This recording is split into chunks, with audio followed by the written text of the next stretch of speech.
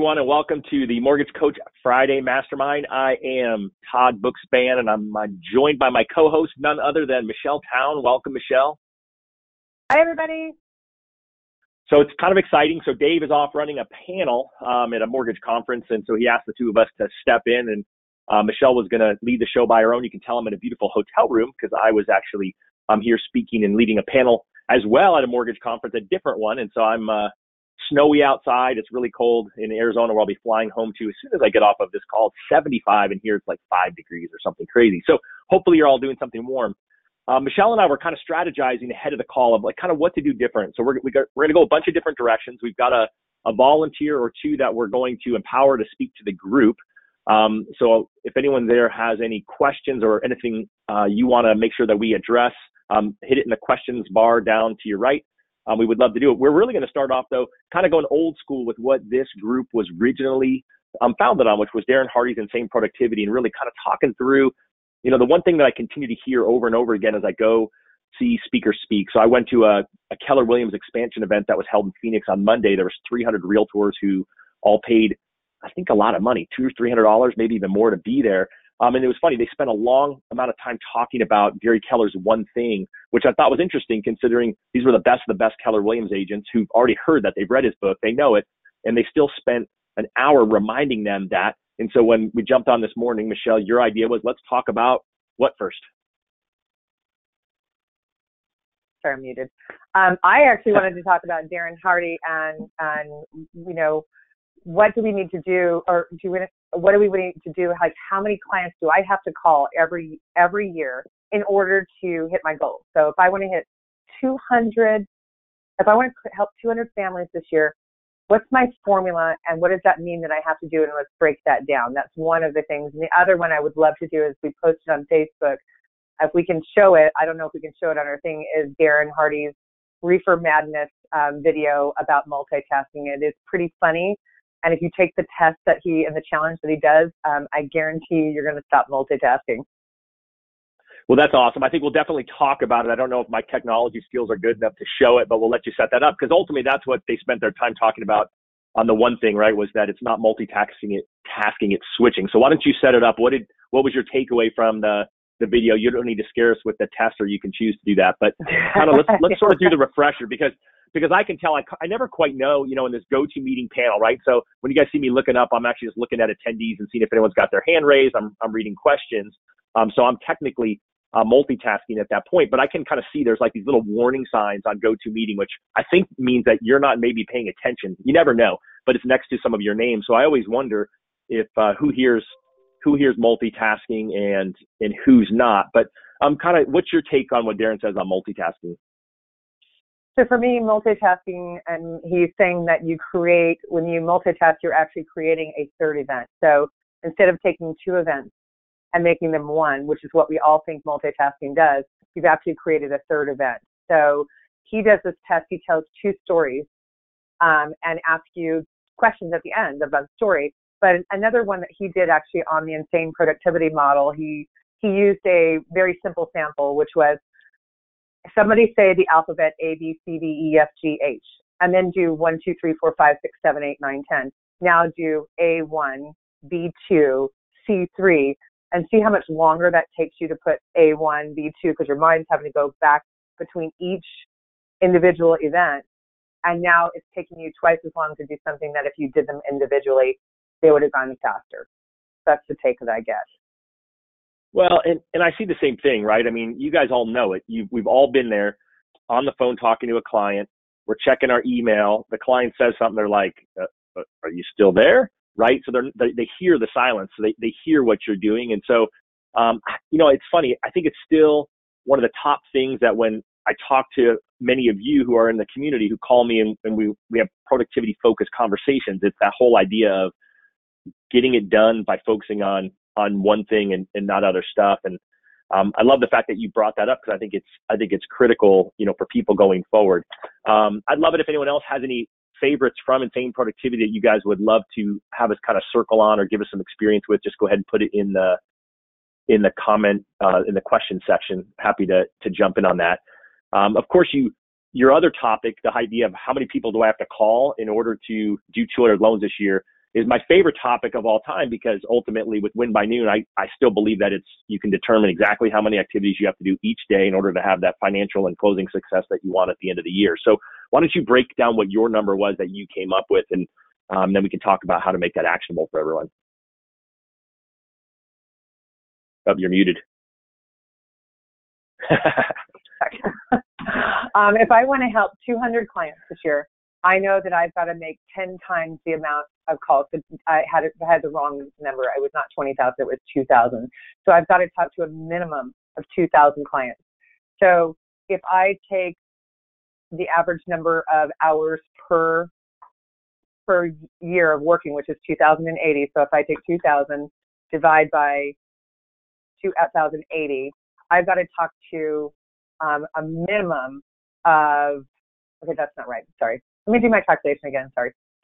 Math is not my us best mortgage thing. folks, we struggle with the math. I know I stopped doing math in my head. Yeah. So if I want to do 200 clients, I've actually got to talk to 10 times the amount of clients. So that would be 2,000 clients. So I've got to talk to a minimum of, I think it comes out to be 35 clients per day, 35 to 50 clients per day. Now that seems like a huge number, right? It's really not, because if you block off your time and put your time at, let's say you do your power hour, which is one of Darren's, or your, I call it my power hour, or your, jam session, and I make that my jam session, you can pound out 20 to 30 phone calls in, an hour easy. But you just got to have the discipline to do it. So if you don't make the time, I'll give you an example. My Wednesdays, I am out at broker previews and realtors. That's all I do on Wednesdays. I really don't make any phone calls. I return phone calls, but it's not an actionable day for me. Mondays and Fridays are the days that I do heavy calling. I'm calling my realtors on Fridays. I'm calling my clients usually on Mondays. And then sometimes if I have time on Tuesday or Thursday, I'll do that as well. But I block off 2 hours on Monday, 2 hours on Friday, and all I do is make phone calls during that time, which is really important. In how hard is it for you to actually have that time and not be interrupted, not have other things get in the way like email? I don't have my email on. See, that I don't. I think people are shocked by that, right? I mean, I think that's the key. And I was telling Michelle, they had a panel here this morning, and I was watching, and one of the people said that his whole team emails off till 10 a.m. They get it all done by 10, which I thought was, gosh, that's even better than getting it done by noon. And but he said their email's just off, and it has to be that constant reminder. I do have some people say, well, but I like to email people after I call them if I leave a voicemail or follow up, and I say one of two things: either leave it off and just make a note to do it, or just have your email open, but have yourself working out of the sent items, right? So your sent items are open. You're not seeing the inbox. So you also might have to turn off that little red number that tells you have 72 emails. In fact, we should probably do a call someday on just email, how to improve your email. I think that would be great. Can you walk through, Michelle, one more time your days that you call people? Someone's asking a question on what you're doing on which day again. So Mondays and Fridays, I am making phone calls for 2 hours a day. Mondays, I do from 10 to 12. Fridays, I do from 2 to 4. Those are the times that I'm making phone calls. I don't have any appointments scheduled at all during those times. They're blocked off. But also, I wanted to go back to the email. I agree. I like to, when I'm making a call, I send an email out, but my emails go out through my CRM. So I actually don't have my Outlook open, so it's not distracting me. My CRM, I actually will make a note in the client call. I've got my CRM open, and then I will email out to the client, hey, I just left you a message, or hey, I just sent, I created a video for you. Here's that video for you. If I actually connect with a client, I might not hit my 35 to 50 people I need to call, because when I connect with a client, obviously now that comes what I call green time, and I start what I finish. I can't make a note and then go back, because to me that's multitasking. I would rather go through, finish what I need to do, and be done with that client and check it off my list. I love that. So can you give specificity? On Monday, are you calling just realtors? Are you calling just clients? Or are you calling both? So Mondays, I would tell you I'm splitting it. So I'm splitting it between clients and realtors. Mostly, I do my top 25 realtors that I consider my power realtors. Those ones I'm calling just to check in and say, hey, how was your open house this weekend? Or how was your business this weekend? and then the rest of the time is spent for clients. On Fridays, I do all client calls. And so when you're doing your client calls, what are you typically talking to clients about? Usually just saying, hey, I just left you a message about your annual review, or I just sent you a video on your annual review, or I was just checking in to see how things are going. I'm doing that also where I'm checking in on the actual loans in process as well. So I have what's called a health check. I do a minimum of 2 calls per transaction during the life of the loan, which is usually 21 to 30 days, where I'm calling both realtors if it's a purchase and the client. If it's a refinance, I'm just calling the refinance client, just checking in, seeing how things are doing, because I do have a team, so I'm a little bit disconnected from my client during the transaction, and I really want to make them feel connected and make them feel engaged. So I always make those phone calls on Friday. No, I think that's awesome. And so again, as you guys are hearing this, right? I mean, block time, email off. It's the same time every week, right? I mean, oftentimes I find where we don't have a routine is the reason that we don't actually get it done. And I think when you do it bunched together in themes at one time, it's just so much easier to be more consistent. I would just throw in a couple other things on what to say, because ironically, is one of the things I spoke on yesterday is I think it's the same scripts when you're talking to clients and realtors, right? Our whole goal is to connect with them. And, we have 8 or 9 months a year where there's a holiday. And so depending on how frequently you're calling them, whether it's a weekly call, biweekly call, or the people you're going to call 3 or 4 times a month, use New Year's as an example, right? Before New Year's, whether it's a week or 2 before, you can ask them, hey, what are your plans for New Year's, right? Everyone's doing something. And sometimes it's just staying at home with game night with the family. Then a week or 2 after New Year's, you can ask the same question, but in reverse. Hey, how was your New Year's, right? Whether you talked to them before or not. If you did talk to them, they're like, oh, I'm going to the beach with, Aunt Emma. Great. Then you can ask about the beach, right? You heard Michelle say she's making notes in her CRM. You've got to be keeping track of these things so that you know what to say. That's how you're engaging, with your clients. And so you can actually accomplish 2 of your 4 weekly calls a month with the same script around that day, almost, 3/4, whatever it is, 2/3 or 3/4 of the months, a year. Again, rate updates. Again, the Fed does this thing called raising rates or meeting to keep rates the same. You can talk around that. You can talk about, program changes. Again, you don't want to talk about those, I call those the boring things, right? There's no connection. But when those things happen, that'll help your realtors with a script to give their clients. When those things happen, that might impact your client. You'll talk about those things. Don't be afraid to just see how they're doing, right? If you know about them, right? Just check in. How's your shopping going? What's going on? Certainly if it's annual mortgage review type of a call, then like Michelle's talking about, that's super easy, right? You already have a script. You already know why you're calling them on that. Would love it if anyone else has a different topic that they're using. Throw it in the questions. I'd love to share it with the group. We've got Nancy talking, but other than that, we got a pretty quiet bunch on this call. So there's a lot of you. So I would love to see a little bit of interaction there. Anything else that you would throw in there, Michelle, that you would be using as conversation with realtors or clients? I do want to step back for 1 second. So I just did, and some people think, oh my gosh, I can't call, 30 clients a day. And so let's just say if you set your example at 50, I want to call 50 clients, realtors, business partners, CPAs, whatever. Do you realize that if you do that twice a week, 50 calls a week, I mean, that's 5 calls a day, or well, it depends on how many days you work a week. Let's call it 50 calls a week. You'll have made 26,000 what we would call quality phone calls, right? Where you're reaching out to somebody, and that 26,000, even if you do 10% of that, that would be 260 possibilities that you have. That's a lot. And if your conversion ratio is 50%, that's 130 units. Yeah, I think, I think that's really cool. I mean, I don't know how many of you know your numbers, right? I mean, I think that's always a place to start. I think it's really critical. So what I love is that, Michelle, who's obviously a $100 million top producer, sorry, I'm going to cough again. She's taken the time to figure out what are the activities that she needs to do this year. And so the question for you guys is are you doing that in your business? Do you know what that bar is that you need to set? Don't worry about the who, right? Or, we can worry about that. We can talk about how to find who to call in just a sec. But first you have to know how many people do you have to call to be successful, which means you have to start tracking what you're doing in order to know, right? Michelle knew that she needed to talk to 10 people to get 1 transaction, right? She's going to call 2,000 people for 200 closed loans. And you have to actually track it over time. You can start tracking it a week, then a month, then a quarter, right? The more time you have, the better the data is going to be.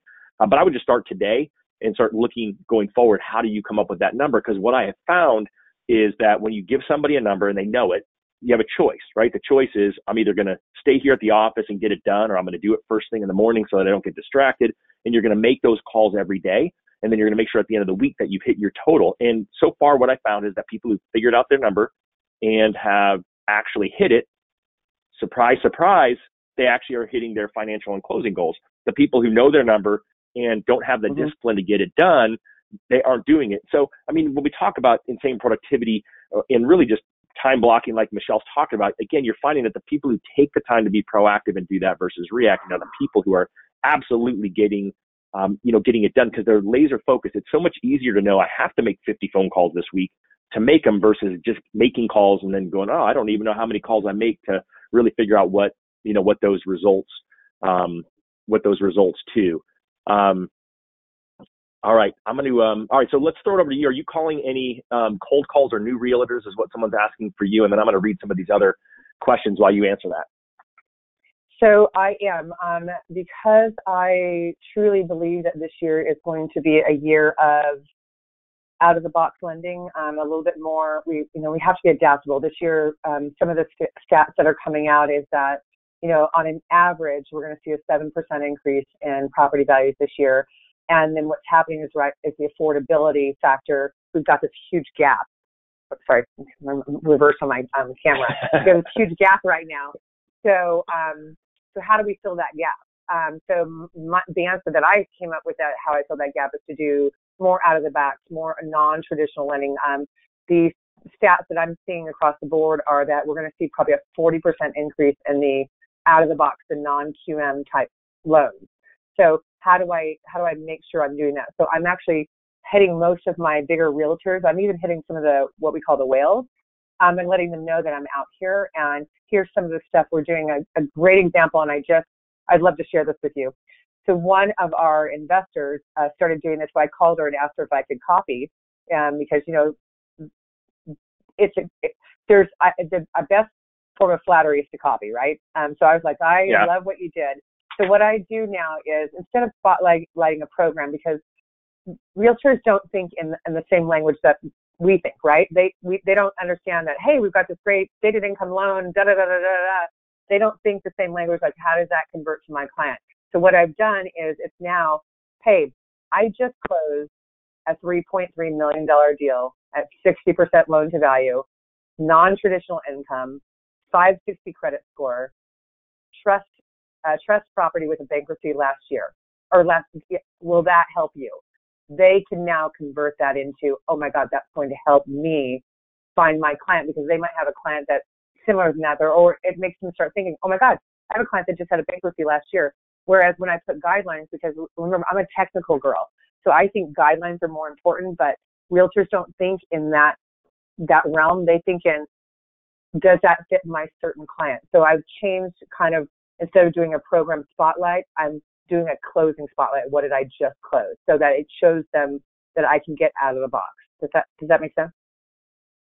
No, I think that totally makes sense. So it's giving them instead of telling them this is what I have, you're actually giving them the result, the success story. Mm-hmm. I love that. So how often are you doing that? It goes out every Monday. It's a rate sheet. It goes out every Monday. So I spotlight a product that we just did. And then to answer the other question you asked me, what am I saying to realtors right now? I posted last week a start, stop, continue. I always do that with them, every single one. So if I'm talking to a realtor that I haven't done business in a while, and I actually get them on the phone, I'll be like, oh my gosh, do you have 5 minutes for me? I was wondering if you could help me with something. And I will say, what did you do last year that was incredible? And by that time, I've already pulled up their numbers, so I know what they did last year. And I usually start off saying, hey, congratulations. Oh my gosh, you guys closed $20 million with 8 units. You did, 12 listings and 6 buy-sides. Congratulations. They love to be flattered. They also get a little nervous, like, how did you find out those numbers? And I'll go, oh, I have this secret program, and then we start laughing. But it breaks the ice. And then we talk about, what did you do? Do you have a minute to share with me? What did you do, to hit those $20 million? And then I'll say, what did you do that didn't work last year? I'm telling you, if you get them to talk about themselves, they'll love it. And what do you want to start doing can I help you with that? So give me some examples of things that they're giving you that they want to start doing. So most of them, I know you're going to be surprised at this, and I was very surprised, do not have a CRM. They do not follow up on their past clients. I was shocked. I go, well, I have a great, some great ideas. A lot of my realtors, a lot of my bigger realtors do have CRM. Some of the smaller ones don't, because they didn't see the power in that. And one of the things that I do when I close a loan with a client and close a loan with a realtor, they're notified every time I do a mortgage coach presentation to them. They're notified every birthday. They're notified when it's been an annual review, because I want them to be able to reach out. I'm kind of training them a little bit on how important it is to stay in touch with them. And they love it. That's why a lot of my realtors stay with me. They're like, oh my gosh, thanks so much. I forgot about this one. Or I didn't know it was their birthday. It's just a great way for them to keep in touch. The other thing that they're not doing, or they're starting to do, is video. That's probably the number one thing that I'm seeing come across, is they're realizing the power in video, doing virtual tours on their open houses. A lot of them are starting to spend a little bit more money on the drone stuff, so they wanted to do that. And it's just, again, right now, because there's no inventory, it's very easy to list a house and sell it. Not very easy, but it's easier because a lot of people come to them. But when they're going on the buy side, we're teaching them right now, something I learned in Robert Stover's, is that most realtors market to the client who's already out looking. So what we're trying to teach them, what I'm trying to help them, is to market to the client who doesn't know that they need to go out and look yet. So those people, teaching them that they are no longer a renter, that they're actually a buyer now. Statistics last year that came out, I think it just posted last week, was that the average down payment was 6% last year for our first-time home buyers, right? So how do we capitalize on that? I mean, Tallahassee just raised their limits in California, which is going to be huge, and they extended it to high balance, because in Southern California, the average start price is $600,000, and that's high balance, and that's a starter home for people, and a lot of them don't have the down payment. That's probably the number one thing I run into, is we don't have down payment. So I engage the realtor and say, hey, how would you help me? How do you think we could help some of your clients, or what would you think would be great? Because I want to engage them, and I think we have our sales rally next week, and our topic is engagement. Engage. How do we engage the community? How do we engage our realtors? How do we engage our business referral partners?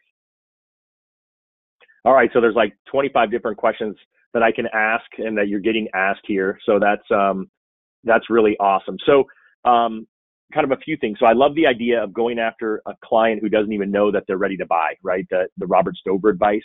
And I love that scripting. Any other examples of what you're doing with realtors to help them with that? Nothing that I can. It's hard to get them into that thinking, because they're, right now they're still thinking of, I just got to take the buyer out who called me. What I'm trying to teach them is how to get their phone to ring. So I don't have a lot of feedback on that. Right now I've got people that are very excited about it, but getting them to adapt, and we're doing mortgage coach presentations so that they can use that and email out into their database. So I'll probably have more stats on that in the next couple of weeks and see if it's been a good return on their investment. So, and it doesn't cost any money. That's the brilliant thing. It doesn't cost. You don't have to go in Facebook. Use Facebook. Use your existing. If you have a CRM, use your existing CRM. Hey, did you know about this? Did you know your kids can buy this? Did you know any family or friends asking for the referral? No, I mean, I think that's awesome. And so I hope you guys are kind of hearing as we're going through here that Michelle's whole goal is to engage, ask questions, engage with the realtor, and then figure out how she can help. So help me a little bit more with people who are struggling with that. So you said there's a document. I think I saw you do it. If you call it Keep, Stop, Continue. Is that your name for it? Actually, let me see. I'm looking in the so I'm multitasking right now. That's all right. I'm looking in the Facebook. Let's see where I posted. I'll repost it again. It's called Keep, Start. Let me tell you what the name of it is, because I have it saved. Let me see. Bear with me while I go. Think about that.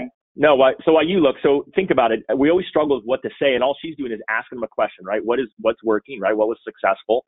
And then what do you need to stop doing? Like, what's getting in your way? And then what do you want to start doing? I think that there's super simplicity in the power of of those questions. And you're using this primarily with your existing clients. Are you going after new realtors this year? Is that part of your strategy, or are you comfortable with the current group that you have? I'm using, it's called Start, Stop, Continue, by the way, and I'm going to post it back into there Facebook. We go. But I am using it with my current realtors because it's a great conversation piece. When you go out and meet with them, remember, I scheduled all my appointments back in November and December, so I'm completely booked up through February.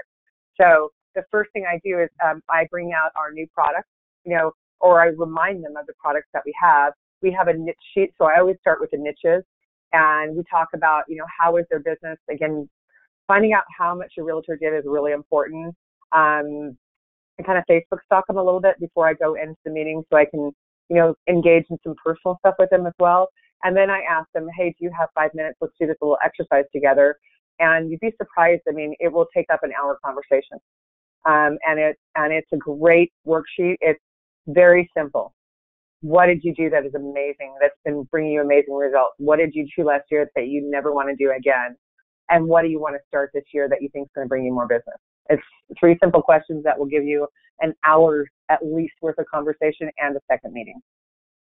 All right. So there's people who are still stuck on the fact that you just said you booked all of your meetings for the first 2 months of the year back at the end of last year. And so I remember the call that you did with Dave where you talked about that strategy. Can you walk us back through that again? Sure. So typically November and December, everybody's pushing. We start getting people going on holidays in January. That's when everybody gets, their New Year's resolutions. I'm going to start making my phone calls to the realtors. I'm going to start going to every open house, every broker preview. And what I wanted to do was get in front of my realtors before. So my script was, hey, Anna, holidays are coming. I'm so excited. We've had such a great year. I wanted to get something on calendar now. I know you're going to go on holiday. I know things are going to get a little crazy. Would you mind if we tentatively schedule our appointment for January 12th at 2 o'clock? How does that look for you? I'll call you a week before to make sure it still works for you. And then I'll remind you the day before to make sure. And I have only had 2 realtors that we've had to reschedule appointments. That's awesome. And how shocked are they that you're trying to schedule out that far? Because I don't know too many people who make appointments out past, next week. No, not at all. I haven't had any pushback. They go, oh, that's a great idea. Love to see you. All right. So two follow-up questions. Number one is, so someone who said, well, gosh, that would have been great for me to do in November. How would you switch up that script and do that this week to set up appointments over the next 4 to 6 weeks with your agents if you hadn't done it? If you haven't done it, I would go back and just immediately start again and say, hey, Al, it's been great. We had a fantastic year. Love to get something on the calendar. I know you're super busy. I know we're trying to start growing our business in 2018. It's a little bit slow with inventory right now. I've got some ideas. Would you have time to meet with me? And if they can't meet with you, say, how about a phone meeting? I've got one at 11 o'clock. That's a phone meeting because she didn't have the time to actually come meet me. No problem. I said, let's do a phone meeting. No problem. Let's talk about how we can grow our business. Again, it's all about what you're going to bring to them, not what they're going to bring to you. See, I think that's huge. And I think that people are always get stuck, right? Just keep it simple. Are you doing any of the phone meetings via video, or are they all just normal old-fashioned phone calls? Right now, old-fashioned phone calls. I would like to start to do a video. I did ask the 11 o'clock. I said, can we do a video chat? And she goes, yeah, no. And I go, okay, no problem. Because she, again, doesn't want to be on video. And I'm like, hey, I totally get it. Believe me, it took me a year. Actually, it took Dave 2 years to get me to do a video. And I was like, ugh, I don't want to do a video. No, I think I totally get it. Those of you who want to learn to do more video, I'll shine a light on the YouTube channel for Mortgage Coach. Just go in there and look up Kelly Zitlow. We did a great Friday call with her about 6 months ago where she walked through the presentation that she does to teach realtors how to put video in their business. And she taught it to us as a Mortgage Coach community. And I think it's really spot on if you want to learn to do it. And the first thing she says is, right, get over how you look on video. I think that's a challenge for all of us. Can't do this. Well, that's it. I'm like, all right, well, I got this hotel room. There's not much I can do about it. And, but it's better than you guys staring at the blank screen of Facebook. We're getting some questions on where you can get the scripts and stuff that Michelle's talking about. If you're not a member of the Mortgage Coach Productivity Mastermind group on Facebook, that's where this stuff is posted. There's a search field in that group where you can just search what she said, Start, start, stop, continue. You can search it and then you'll find that form in there. So any forms like that. In fact, I'll see if I can't load it up into there's a files button on the left side where a lot of these things get moved up to, so I can try to get that stored into files. I will make myself a to-do of that. So we'll get her form in there for you guys to be able to do that. I'm getting other questions on how you're targeting realtors and what program you're using to check out their production. I shared this last time. I'm using a program called MTA Go. They are very difficult to get in touch with. They just not very sales oriented, but it's a great program. There's a couple other ones that you can use. I'm trying to think of the name of the one that I tried for a while. List reports. You can do list reports as well. And that basically what it does is shows you every listing they've done. So when they actually get a new listing, you get an email saying that they've got a new listing. So it's a great opportunity to reach out to them, to see if you can help them with a broker preview, to see if you can go to an open house with them, to see if they need, most of my realtors don't need open house flyers. Believe it or not, they've gotten away from that. So I tried to ask them, hey, how about if we help you do a sign-in sheet, an electronic sign-in sheet that we can send to you after you're done, because we want you to focus on the clients, not gathering your information. You know, I think that's pretty interesting. So you're saying that they're going away from open house flyers. I know Dave interviewed Nicole Solari about the digital open house. So do you have people that are doing something like that now, or what does that look like? Mm-hmm. Yes, they're doing digital open houses now. Everybody pretty much has their iPad when they start. So we actually use, I use Big Purple Dot's open house program. And what I do is I bring up my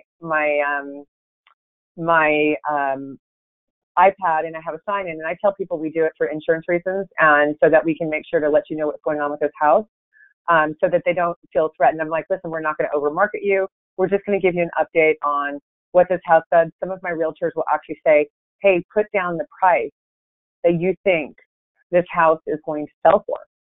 And we're going to do a drawing at the end of the year, or at the end of the transaction. When the transaction closes, even if you weren't the buyer, we're going to send you a $50 gift card if you were the closest to what this house went for, especially right now, because everything here in Southern California is pretty much going over asking price.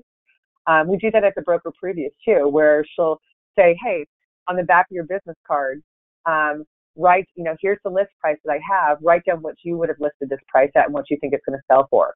And then she does a drawing at the end of the transaction, which is pretty cool. That's awesome. And so you said you're not going to totally over solicit them. What kind of follow-up are you doing with your agents after the open house? So on Big Purple Dot, it does a report. It shows them the volume and the traffic that came in because it's timestamped. So it shows what the realtor does is she takes that and gives it to her seller so that he can see how many people came through his open house, what kind of feedback they got. If the clients want to leave a feedback, they can leave a feedback on the way out. And then we'll do a marketing, hey, welcome, thank you so much for reaching out, coming to the open house. We really appreciate it. The realtor's on that email as well. Here is Rosalinda's information if you want more information on this particular house, or if you have interest in another house, please let her know. She's the expert in San Juan Capistrano. For us, we're really want to be here to support you. Here's a list of our excuse me, open house, or our niche sheet. Sorry, it's dry. Got the cough thing going on, no worries. I know, I hate it. Here's a list of our niche products. We definitely are an out-of-the-box lender. We do everything else, but we strive and shine in our out-of-the-box lending. If you know anybody who would benefit from this, please let us know. And then they go on a drip campaign, just an annual drip campaign. And excuse me, I'm going to sign up for a second.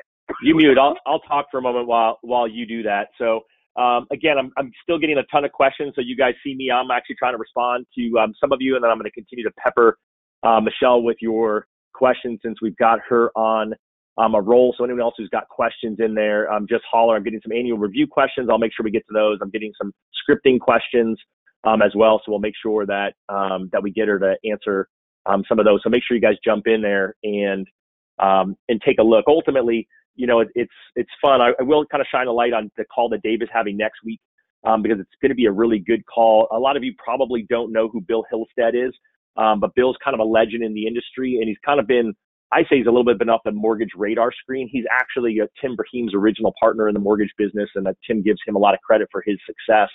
And he's always been a web technology guy, and now he's spending all of his time working for big companies doing their social media, their Facebook. And so Dave, it sounds like he was kind of getting advice from him personally and then decided, gosh, this is so great, we got to bring it to the community. So next Friday's call, Bill will be our guest, and I would encourage everyone to be here. Again, you'll notice we've kind of switched it up. We used to only talk about productivity, and then now we kind of bring in, 1 to 3 times a month, an expert. And then we always go back to sort of this freestyle Q&A thing, because that's what this is supposed to be, a mastermind. So love any feedback that you guys have there. So I think that is awesome. Someone's asking on the open house side, are you guys doing any social media advertisements at all for those? Totally. We are, the second that I hit an open house, immediately post on Facebook. I have not done any Facebook boosting yet. That is on my calendar, but we have a sales rally next week, so I'm focused on that right now. But we do Facebook, and I have to tell you, which is funny, because we have to be RESPA compliant for us, and you cannot. That's a good thing. You can't sponsor anything, so we actually cater for the seller. We don't cater for the realtor. If we provide food, and I do a nice little food spread. So sometimes realtors will come because they go, oh, it's Michelle Town. Michelle Town is going to be there. We know what kind of food she's bringing, which is great because it gets the exposure. But I'm like, well, give me a loan, don't come eat my food. No, I'm just kidding. But, you get it. And people begin to notice you. I mean, it's all about branding yourself. It's all about creating a image of who you want to be, and your why, your who, your what. And I'm pretty, I'm lucky. I'm 50, so I already know what mine is. So I've been able to develop it and really hone it, and own it.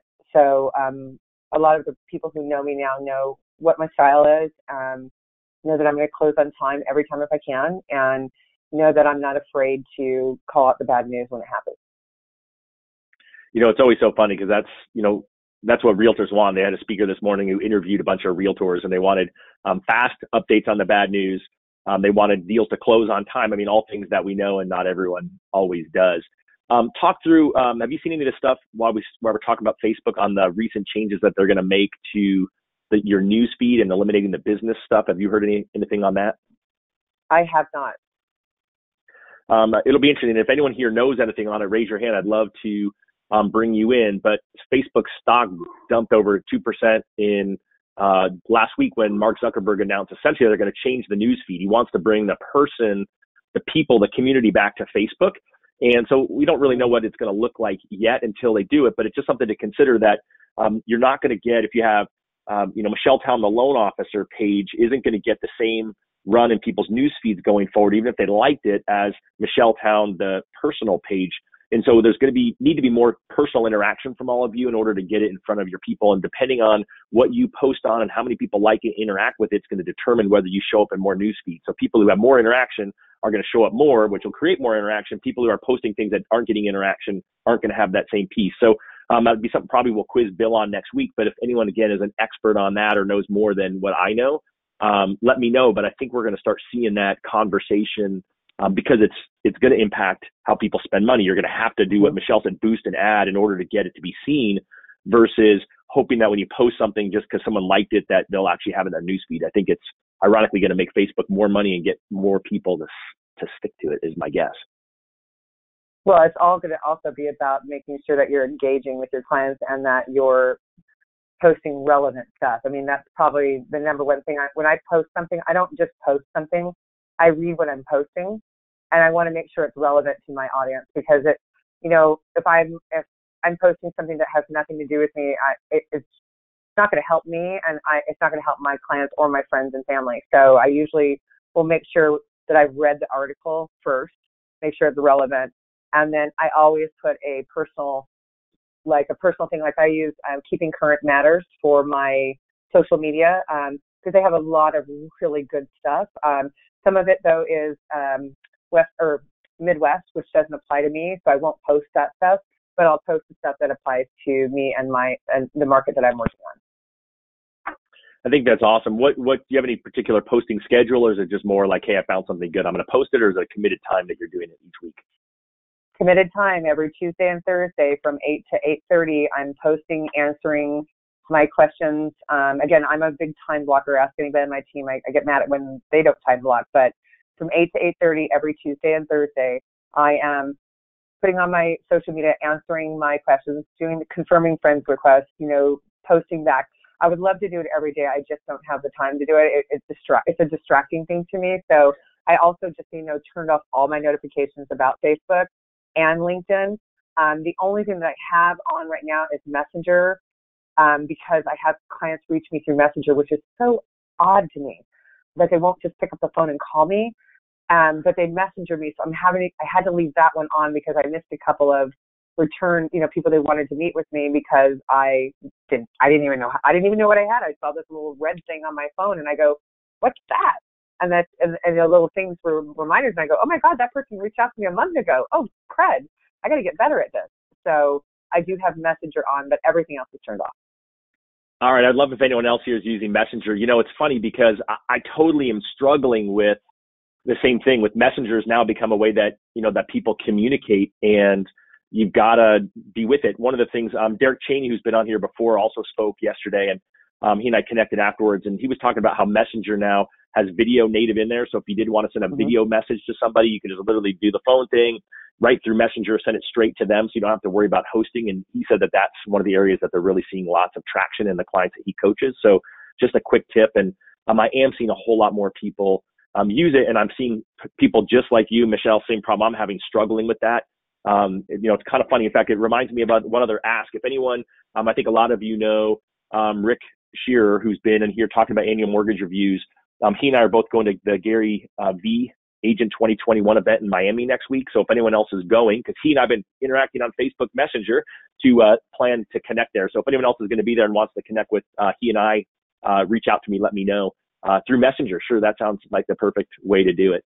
All right, so talk about annual mortgage reviews for a sec. We got a lot of questions on that, and that's obviously Dave's big push.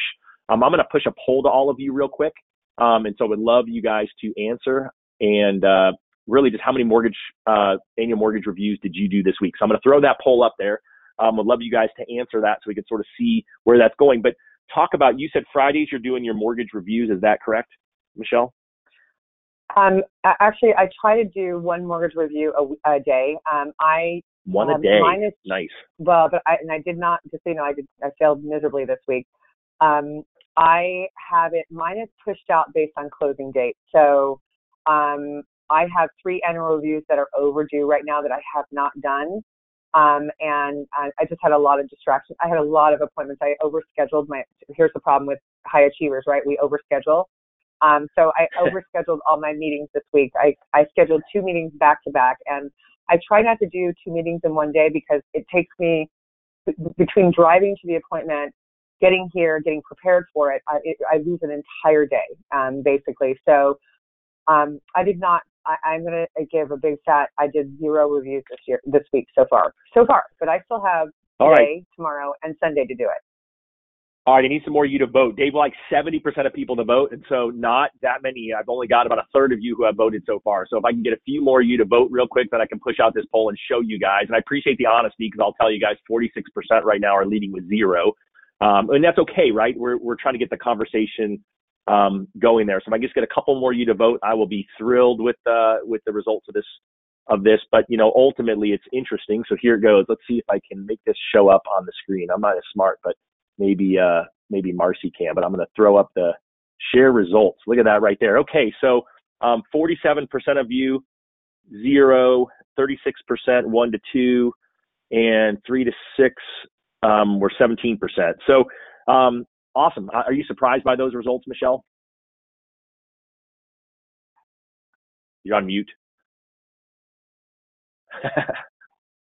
No, sorry. No, I'm not surprised at that. I would say once you have your demo done, your template done, it's going to be a lot easier to do. But right now, I think a lot of us are focused on, I can tell you that some of my friends that are in the business right now, they're still focused on not they're like, it's slow right now. I'm going to take advantage of the slow time. I'm a little bit different. With slow time, I go and I, push harder. I drive harder and try to, get more business. But a lot of them are still on vacation time. So I would tell you that, especially with a 3-day weekend this weekend, I would say next week you're going to see a lot more people get more engaged in their business models. But first 2 weeks of January are usually the time that everybody takes a breather. So all right. So let's talk about your annual mortgage review process. So you said you try to do one a day. You said it's done on the anniversary of their loan. So is it something where you're sending something to them ahead of time, or you just call them on the day of their anniversary and say, surprise, it's your annual mortgage review? What's the specifics of your process?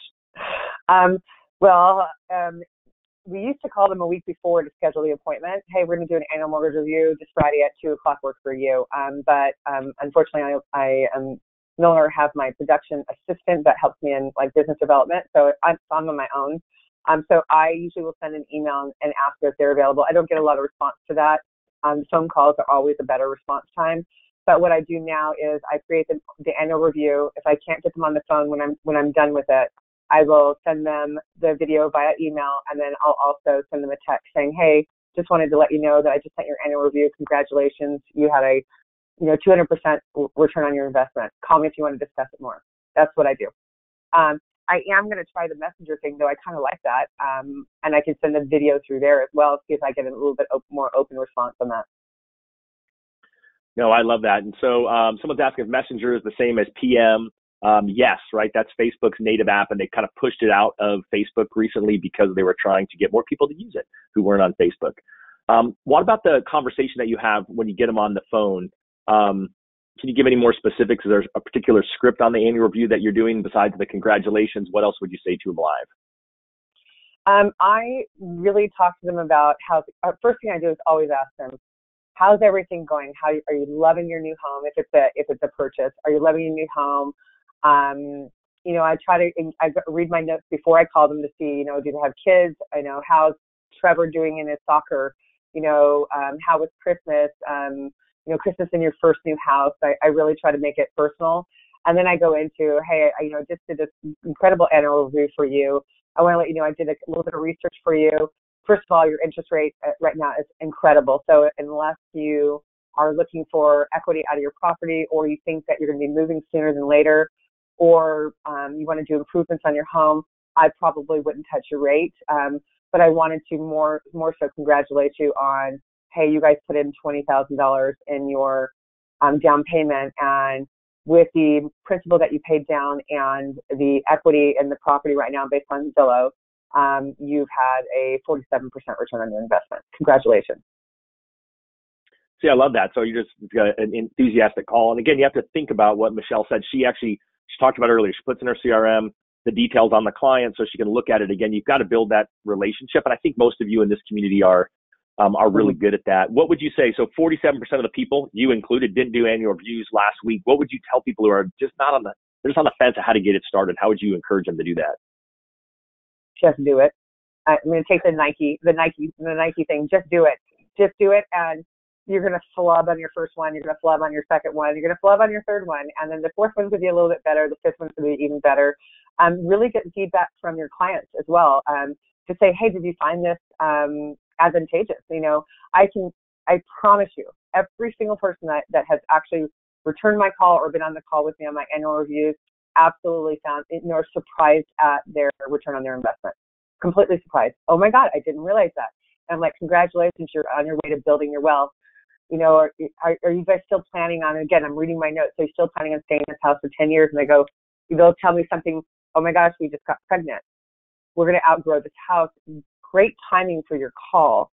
I think we might want to get ready to look for a house next year. And I'll say, great, how about, I know it's busy right now. How about I'll call you back in March and see if we can start talking about that. And then I always reach out to the realtor who was their agent and let them know, hey, this is what's going on. You might want to reach out to them in March or keep in touch with them.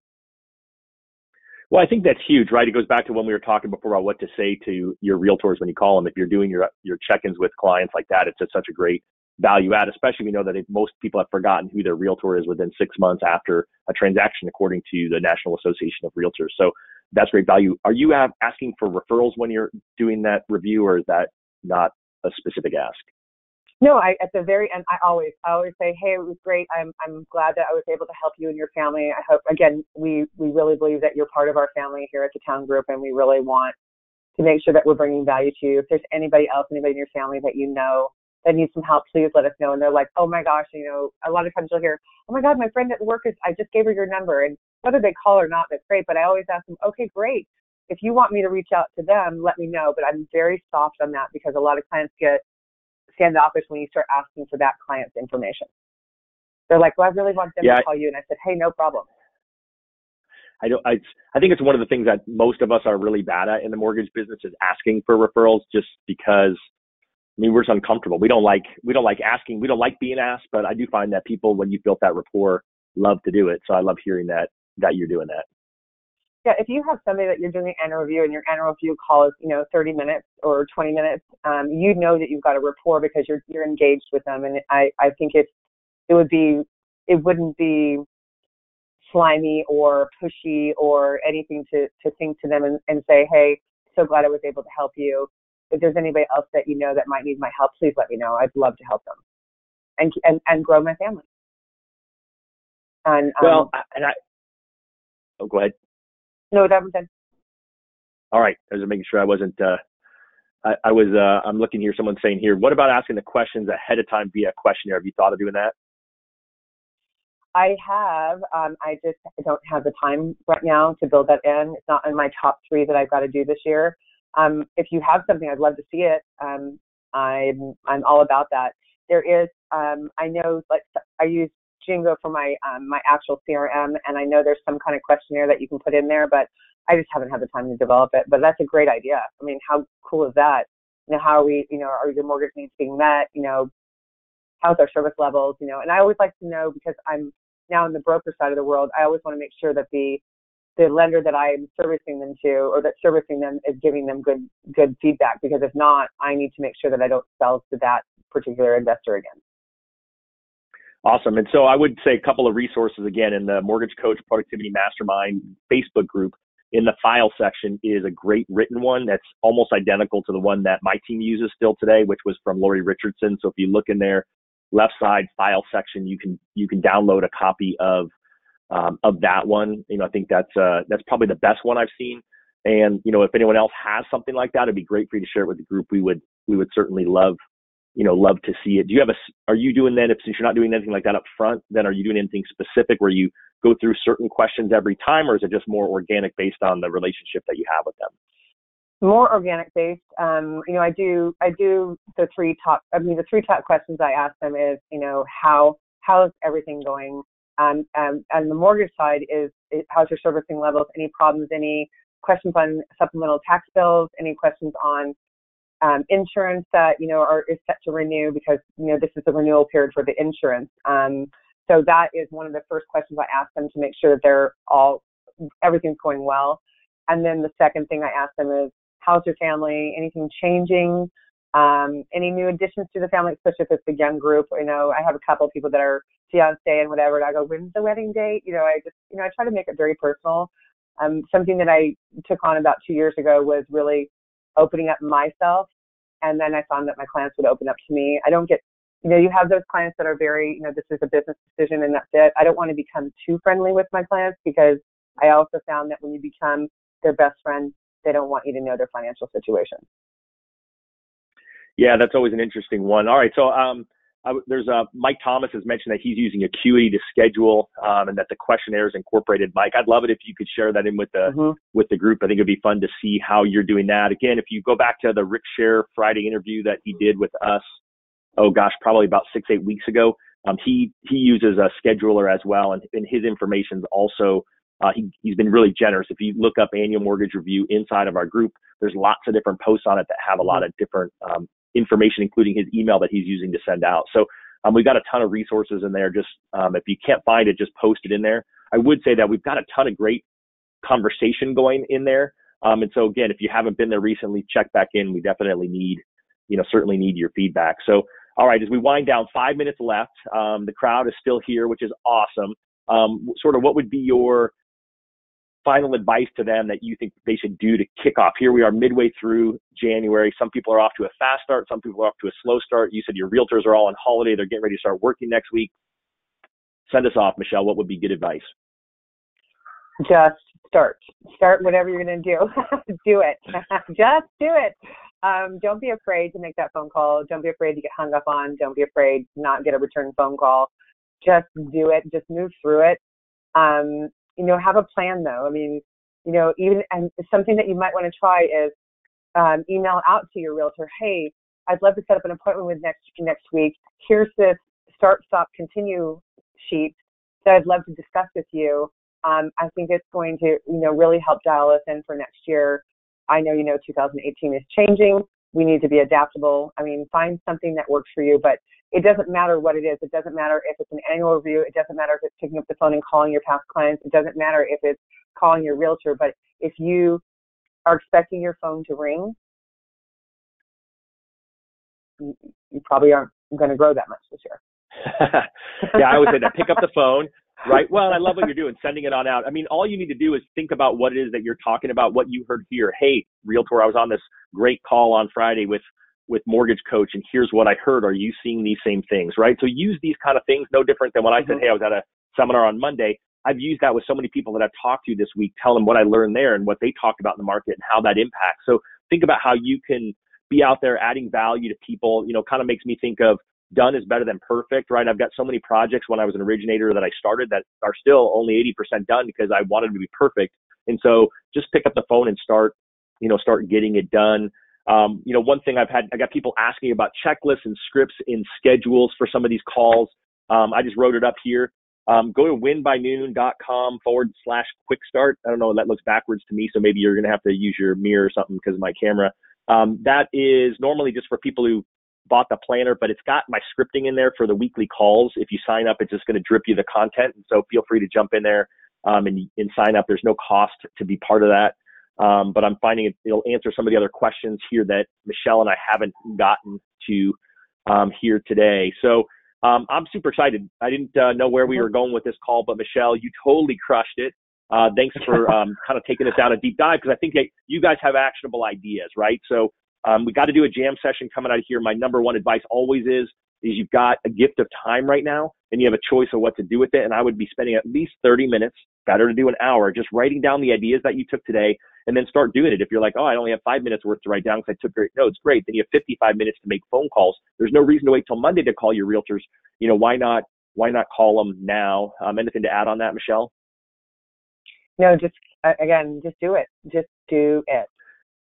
I like that. So that just keeps it easy. We're just going to keep doing it. So, all right. So we got 2 minutes, just kind of thinking through what other notes that I took. So again, you guys should all hopefully have some pages of notes. I always end up with a bunch. I would say if you haven't thought about the annual review piece, read Dave's article. It's posted on Facebook and LinkedIn on the annual review process, and it's got a link to all the interviews, the scripts, and everything else. That would be a great place to start, and it's super easy. Pick a friend of yours, someone that you know, and do that.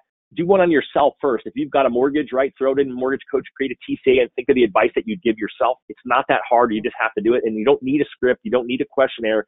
You just need 3 questions to connect, like Michelle said. I would jump in there on that. I would look at your numbers, right? Michelle knows that she's got to be making 50 calls in a week in order to hit her numbers, and that's going to be her key, and you got to figure out yours and to be committed to do it. And then you also heard Michelle say, hey, I didn't get my annual reviews done this week. I failed. I was too busy, but she's going to get back on the horse and she's going to go, literally, she's got horses there behind her and in her yard. And she's going to take it back out there and make it actionable. So you guys just invested an hour of your time. I hope that there was something that was valuable. You all stayed here till the end, so I'm guessing that there were some nuggets there. But we always know that you guys have a choice, so we appreciate you taking the time to be here, and I'm super grateful, Michelle, that you were here because I think you crushed it. Thank you so much. Thank you, guys, and don't forget, do that start, stop, continue on yourself first. It will really